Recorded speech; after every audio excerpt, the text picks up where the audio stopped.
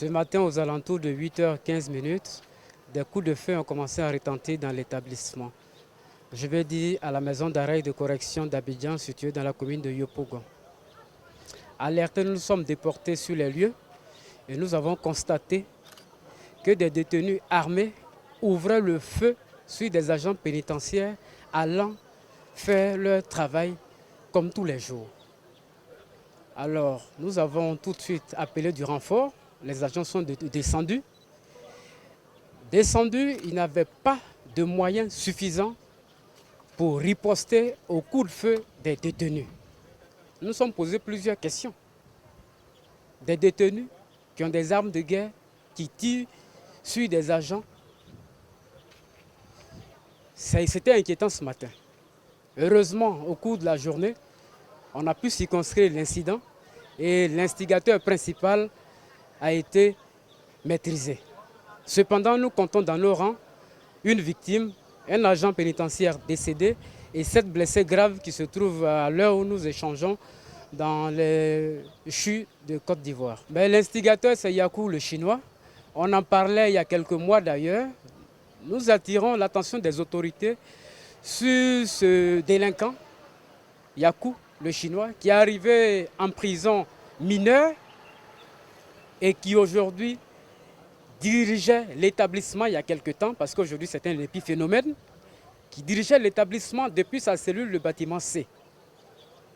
Nous avons attiré l'attention des autorités pour que quelque chose soit fait, puisque nous leur avons dit que les agents pénitentiaires gardaient leur calme. Rien n'a été fait jusqu'à ce qu'aujourd'hui, Yakou tue un des nôtres. La population peut dormir tranquille. C'est vraiment dommage, mais dans une situation où des détenus tuent sur des agents, les agents sont en situation de légitime défense. Ils se sont défendus. Yakou a été anéanti. Voilà.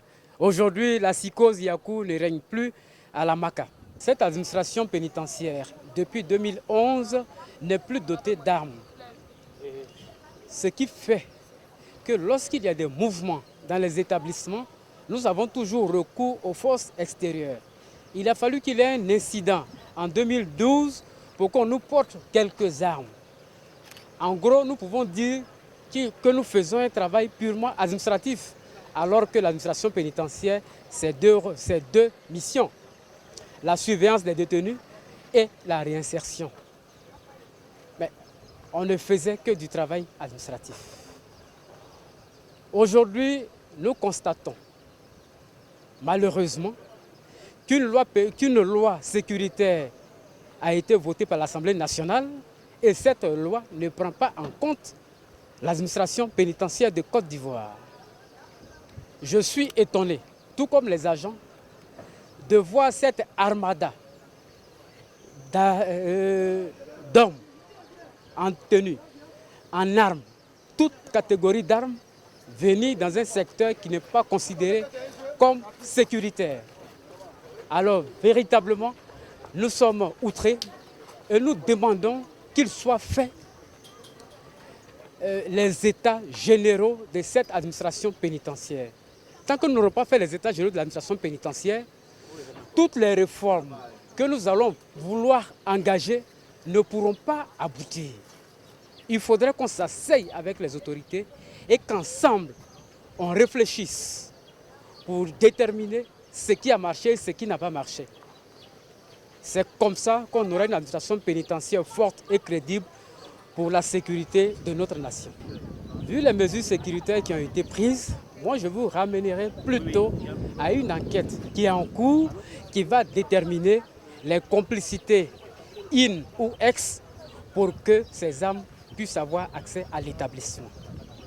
Cette situation, comme je le disais tantôt, une enquête est en cours. Et vous aurez les résultats incessamment. Les responsabilités seront situées. Nul ne sera épargné. Nous voulons une administration pénitentiaire forte qui puisse permettre à chaque agent de travailler sereinement. Alors, les brebis galeuses, s'il y en a dans nos rangs, nous serons prêts à ce qu'ils soient extirpés. Nous avons dit tantôt aux agents que tous ceux qui vont se retrouver dans les cas de braquage, dans les cas de trafic de drogue, nous militerons pour qu'ils soient radiés de nos effectifs.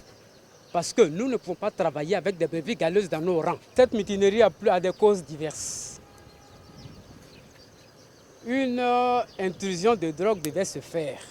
Les agents conscients qui étaient à leur poste ont pu déjouer cette situation. C'est ce qui a créé cette émeute de la journée. Toutes les forces de Côte d'Ivoire, armée, police, gendarmerie, de toutes ces forces, il y a des ramifications. Il y a le CCDO aussi qui était là, il y a certaines forces spéciales aussi qui sont arrivées.